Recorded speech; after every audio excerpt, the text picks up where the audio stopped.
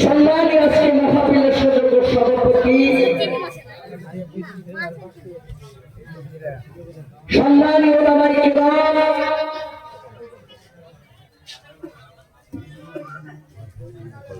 আমার সম্মুখে বসে থাকা আমার দিনদার পরিষ্কার মুত্তাকি মুসল্লি আমার ভাই আব্বা জানেরা, in the name of Allah, the beneficent, the merciful, praise be to Allah, Lord of the world. বলেন আল্লাহু আকবার। একটু চিল্লায় বলেন আল্লাহু আকবার।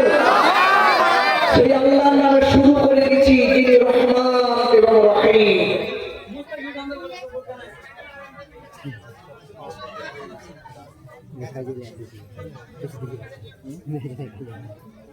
ভাই, আমাকে কথা বলতে দিতে হবে, একজন তীর মস্তিষ্কে কথা বলতে দিতে হবে, কারণ কোরআনের